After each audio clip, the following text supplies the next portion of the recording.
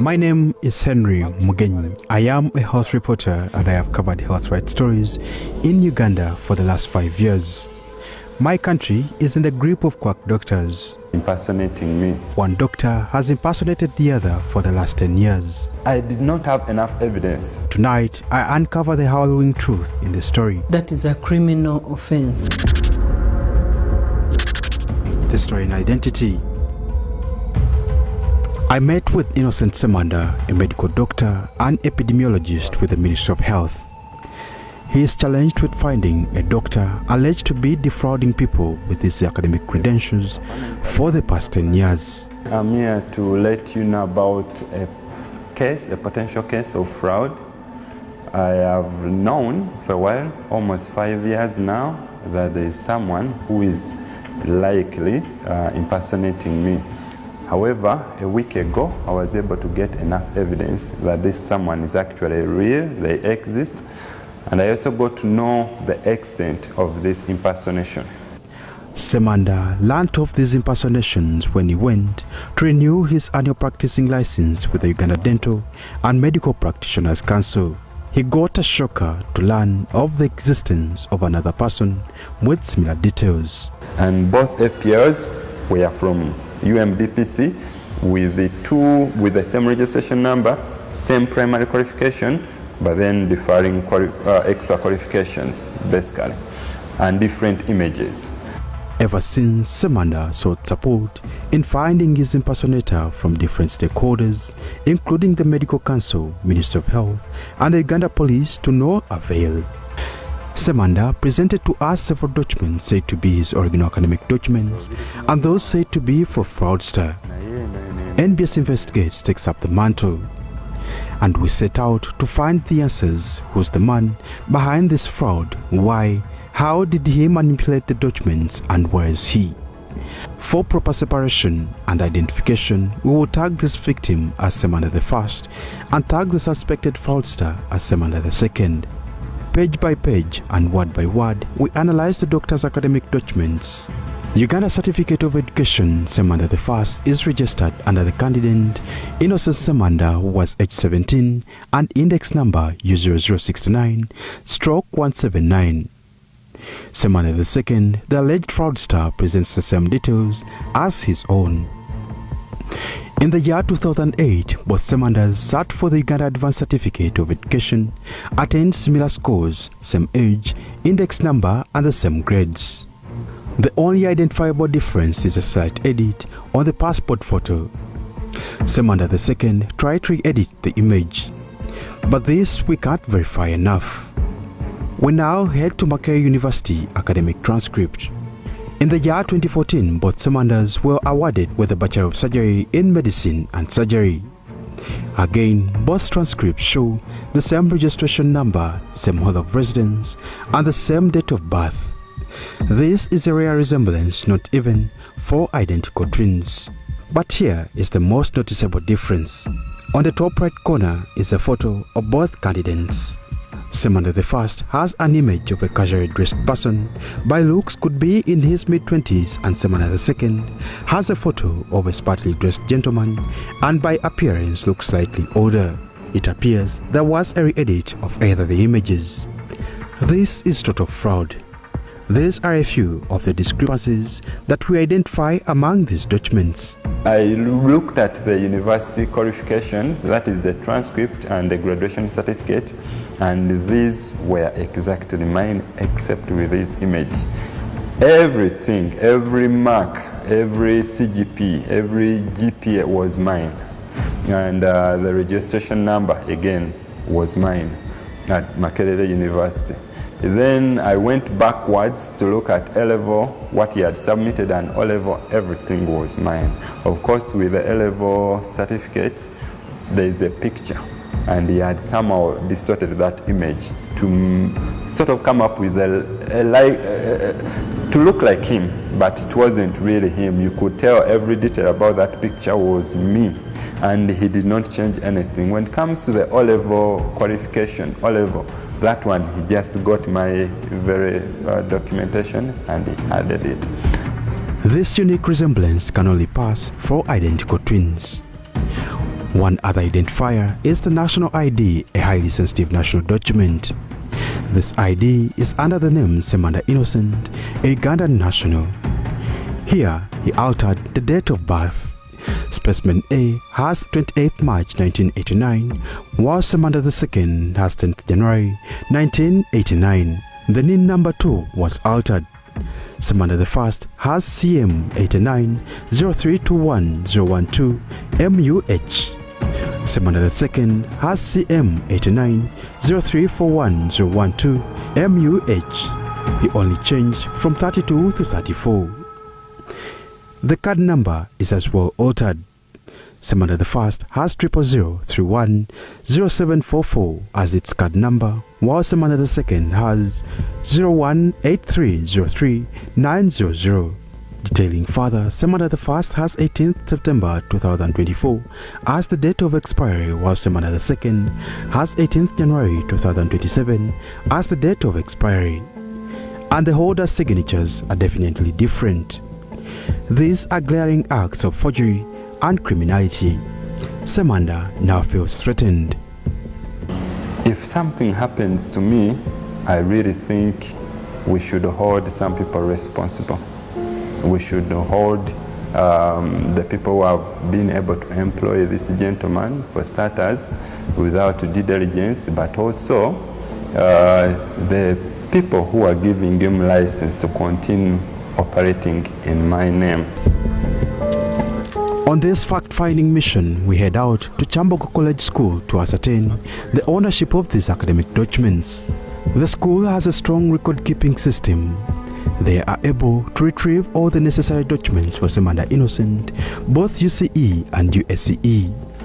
A couple of tasks are given to Ssemanda to prove he is the true owner. Ssemanda is tasked to show his current signature to have it compared with that on the original school records.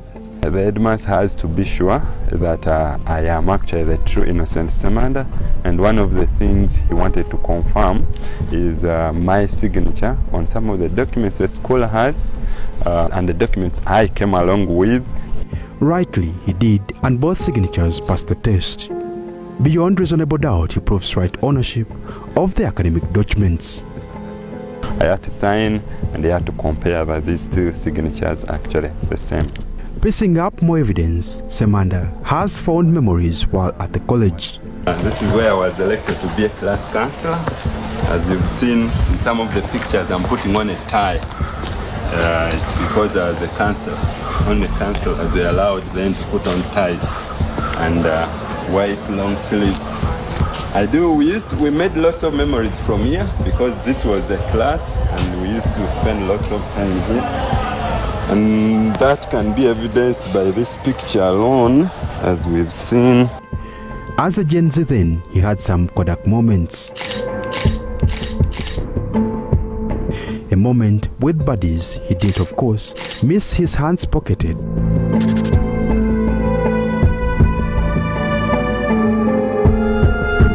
All the way to the computer lab, and he quickly gets to the spot where he took the photo from. Indeed, magical memories for Ssemanda.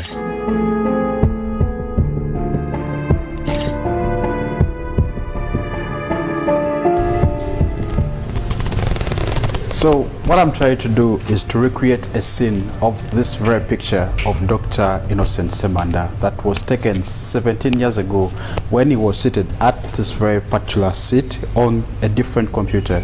But when you look at the picture and the picture I have recreated, it shows that he is the exact Dr.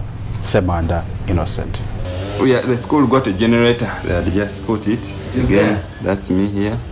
It used to be behind the other block. Yeah, since I last stood here. But as we take in the memories, we get hold of more damning evidence. The fraudster has gone a notch higher. He is now at the University of British Columbia as a candidate of a Master of Global Surgical Care program. The university could be falling for fraudster. The university received him with open arms as an accomplished scholar from Uganda, and they're having an online interview with him for a possible enrollment. The internet has kept record of him, and this is evidence for us to save and back up. So good evening, Innocent. Thank you so much for joining this call at a late time for you in Uganda.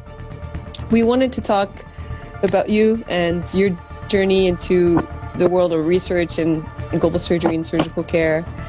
And so I'm going to start by asking you where you grew up, what types of studies did you do, and what's your work right now, and what your interests are. Can you tell me a little bit about you? Okay, thank you so much. My name is Innocent Ssemanda. I'm a medical doctor by profession. I want to talk about my background. My background is detailed. I want to talk about only my educational background and the professional background. I start from high school. I finished the high school in 2008, and I passed excellently. I joined Makerere University, where I did medicine and surgery, and I finished in 2015.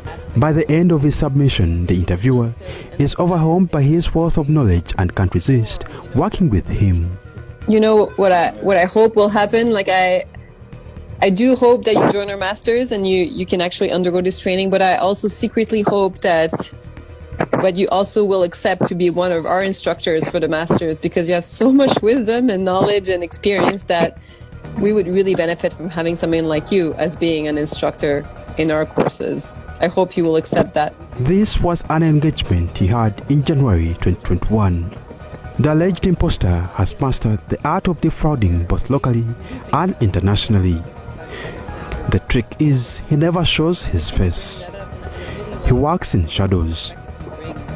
A few months later, the Ministry of Health advertised an opening for health workers to support the national response against COVID-19. Ssemanda II applied and submitted the forged academic documents. He was shortlisted and invited for interviews. The ministry did not do due diligence, and the permanent secretary is in total disbelief. That is a criminal offense. If that one is there, why don't you whistleblow and that person is locked up? That is fraud, and that is against the law. That is fraud. So why are you keeping quiet for such a criminal to go on? Before we whistleblow, we have a few facts to table for the concerned parties. The suspect has for the past 10 years renewed his annual practicing license at the Uganda Dental and Medical Practitioners Council fraudulently. Rightly, there are many questions to the council. How does this illegality go on unchecked for that long? Who is aiding this crime? We ask the hard questions. We do a lot of due diligence. Some of those that made forged documents and may want actually to dodge the system, we have been able to apprehend them. And you practice, because even where you train from, you have colleagues that you train with. We get information actually on the ground, the different districts, the cities across the whole country. I am totally let down by the council. I believe this is beyond a mistake. I think this is organized crime, in my opinion. Could have been an error in data capture.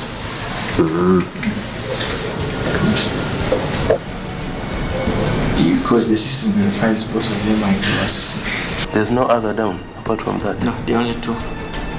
No, like another dog. We can confirm this is known an error in data capture. Is rather a more crafted syndicate that has duped and manipulated the system over the years. We will show you how. With a simple look at Ssemanda II's annual practicing license, for the year 2023, we'll look out for key security features on the license. It has this QR code, which is a unique identifier to individual licenses, and it can be traced and tracked straight to the rightful owner. We are tech savvy. We scan the QR code, which rightly redirects into the Uganda Medical and Dental Practitioners Council license portal, and strangely, it displays details of Ssemanda Innocent I, not the second, as displayed on the license. Shocking details. The registrar is confident such instances can't go unchecked. If we verify with this training institution and we find actually somebody has forged documents, maybe from NASA, then there's no way we can register such a person. But there could be, yes, some loopholes because of people who want shortcuts, but as council we are able to mitigate them. We get in touch with an experienced graphic designer at Next Media to explain the details and technicalities with this license. We have these lines as a boundary, as a frame, and we also have these. There would be no need to redraw these lines if this document was authentic. So it clearly shows, yes, document has its own lines. Exactly. It shows you that this person picked this from somewhere, and then the person who manipulated, if it's not himself, had to redraw these lines again, which disqualifies the authenticity of this document. And I think I've had a chance to look at how, in particular, this corner here, the year and the serial number and the receipt number on how they are written, they're different colors and they're different fonts. It still disqualifies it. Yeah. If we give you an original document, can you be able to at least evaluate what is in here and what is in the other one? If I look at it, you know, I want to also, just for clarity, tell that this is not a good fake, or this person did actually put in some work, because even without comparing, like you've asked me, I can tell that this document is not authentic. This is information that formidable investigation bodies like the Police and Health Monitoring Unit can easily access, but by look of things, there's no work done. I don't know anyone who has been on the project with the false information. And if it is there, please let us know. Don't just work on hearsay. If you have facts, let us know. We don't condone such behavior. If there is anyone who has done that, please, I beg you, before you leave here, can you provide that information? Okay. We will provide the information as requested. The fraudster infiltrated the Ministry of Health where he applied for a job as an epidemiologist, and by his piloted qualifications was offered a job as a regional epidemiologist in Nyumba District under the Center for Disease Control and Prevention Cooperative Agreement, and indeed reported to his workstation. We spoke to several medical personnel who worked with Ssemanda II but are afraid to appear on camera. However, most of them describe him as a person who was short of technical and medical knowledge, considering the office he occupied. But this gentleman chose to come to the ministry to get his job. I find that to be extremely, should I say, cunning, is very, very confident, which also makes me wonder whether he has help. I believe he has been doing this for 10 years, understand, and going into these different offices to make sure that he gets these documents. In my opinion, he's dangerous. I think he's very dangerous, both to the population he's serving, but also to his employers. He puts them in a very difficult position. Ssemanda II has held many juicy positions in the Ministry of Health, including a medical officer in Ajuman District. In 2016, he got an appointment to serve in the capacity with a U4 salary scale of 14,107,579 as starting salary, and would get an increment after every anniversary. He is eating big of someone's hard-earned efforts. Uganda faces major challenges due to a shortage of healthcare workers and lack of affordable healthcare services, and this is worsening and increasing inequality in the country. Professor Moses Mulumba is a lawyer with a special interest in global health and sexual reproductive health and rights. His guidance is worth a listen. For a very long time, the ministry has been limping with human resource issues because the recruitments are done centrally. You know, the role of the Health Service Commission, as you know it, and public service, as you know it. The confusion is there on who is supposed to be doing what.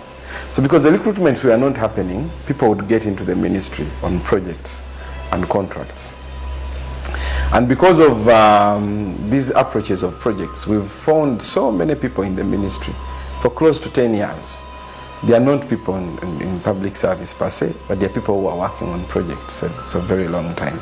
So the ministry gets so comfortable with them that they begin to take on roles that they are actually not supposed to be taking on. So sometimes this is abused. And in the end, they become part of the ministry. They even begin to call themselves doctors, even when they are not. So when they are out of the ministry, because they work or they are connected to the ministry, it's easier to open up health facilities where they stay or where they do business. And it's becoming a big issue. And that's a governance question for me in the ministry. The poor health system is now working against the nationals. We traveled to western Uganda in Ssemanda district. We hiked the hills to meet Barbara Kwarikunda. Barbara is a young mother, but she's having several complications after her delivery woes. Dr. Natugamba, mbwala bechenda bachisala, wendye emmere fuluma fulumi mu lubuto. Nama natugamba bandeka mugozi ne pamba. In March 2024, Barbara checked in at Cleveland Specialized Women's Clinic at Wampeo, Kasangati for maternal services. Ever since, her life has deteriorated to the worst. Edwaliro Cleveland erisangiwe Wampeo lyenalimu abasawo abalimu abo kirabika tebabasomesa bulungi bwe balina okujanjaba abantu oba bonna oyinza osanga oba bali bataddemu abasoma banjigireko muwene bakamu lubuto mbasagala nekyuse banjagala nkyuke mpola okukutamako nako biba binuma naye ngumiikiriza kulamba sirina kyakola. Our investigation is moving in the right direction. We gathered credible information about Cleveland Specialized Women's Clinic, and we accessed lots of overwhelming data about this facility. But most importantly, we know this facility is managed and run by Dr. Innocent Ssemanda II. In here, the fraudster is sickening innocent Ugandans. As a health reporter, this is so disheartening that acts like this can go on in my country unchecked and relevant authorities are unbothered. My team and I craft a grand plan, and the end goal is to put a stop to this budding fraudster. We hatch a plan and hire an undercover medical staff into Cleveland Clinic. I was doing the nursing bit, but I went as a midwife. But I was doing the nursing bit, of course, too, handling patients with general conditions, mothers, their babies, the newborns, and then other children too.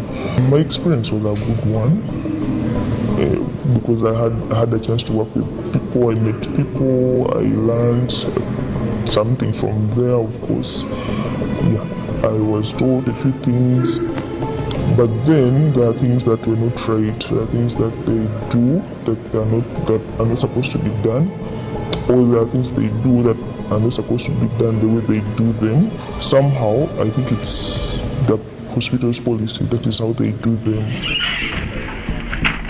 Cleveland is a specialized clinic that brags of having highly skilled and experienced specialists and professional medical staff on its well-designed and colorful website. And putting to face is this picture recognizable to be Dr. Ssemanda II. He's the surgeon, the gynecologist, the pediatrician. Literally everyone consults him when they've failed or when they're about to do something. He's the one who does the surgeries when he's around. And all these other MOs are always assistants.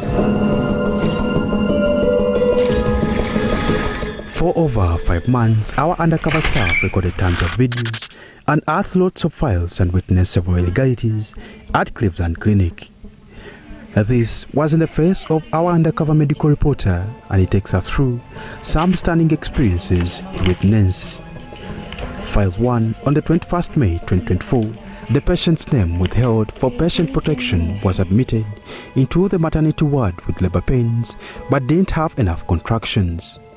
They got 400 micrograms of miso and they mixed it in 20 mils of water, which is wrong. Ideally, it's supposed to be 200 mils of water you mix with 200 micrograms of misoprostol. So literally, she was given a higher dose of miso, and that is very dangerous for any woman in labor or any pregnant woman, especially for those who have reached term. Luckily, she survived the overdose, but she and her new baby weren't let scot-free. The baby that she delivered scored very well. She didn't have any distress or anything. But after some time, they told one of the nurses to cannulate the baby and give the baby glucose and antibiotics, cefotaxime. When I tried to inquire why, because I had delivered the baby, I was in charge of this mother, and the baby had to know why they are giving this baby medicine. They told me that that's how they do it in case a person comes and they deliver normally. So they put the burden on the babies so that they generate much more money than they would have generated, because this woman had delivered vaginally, so the money was small. Cleveland Clinic, under the stewardship of Ssemanda II, is a hub of criminality and terrorizing patients. The surrounding community in Kasangati have fallen prey of this facility, and they are being defrauded on a daily.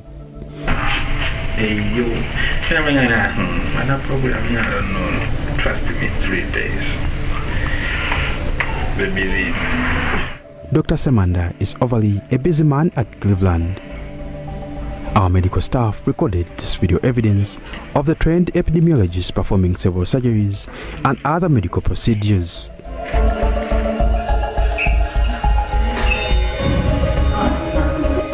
Here, he is in the theater doing what he does best.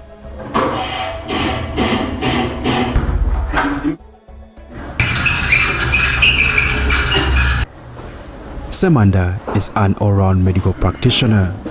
Poor patients are exposed to this fraudster, and if not addressed, it is the cancer eating up the country. He is a man that over the years of his criminality has lived in shadows. It is time to shine a light and face off with a shameless and scrupulous villain member of the society. Ssemanda I is set for the first time to meet his alleged imposter. We are en route to Cleveland Clinic along Gaza Road in Wampeo. The wait has been long and the cameras are rolling.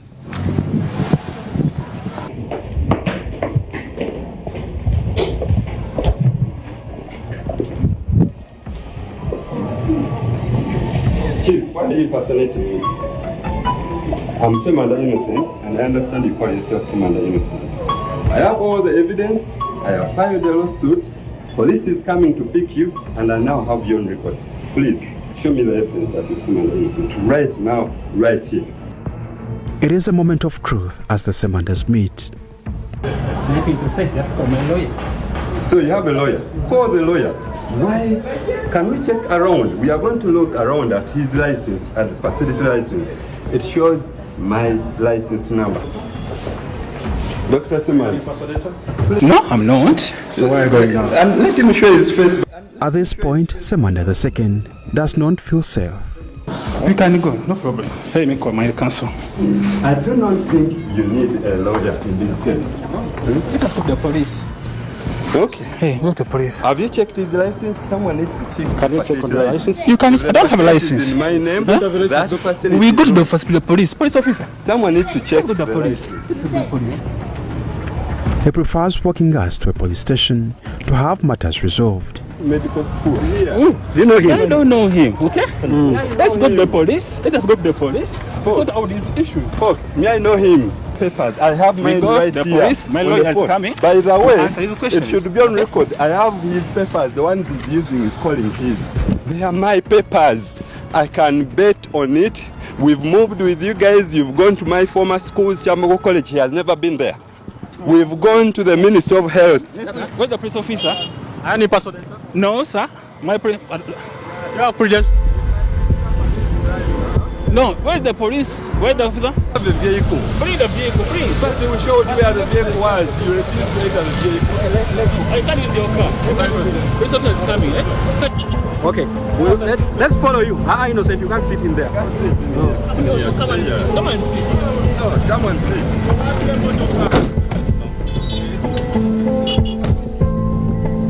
We drive him to Kasangati police station, where he is said to answer charges of impersonation. Later, he was transferred to Wandegea police station for further management.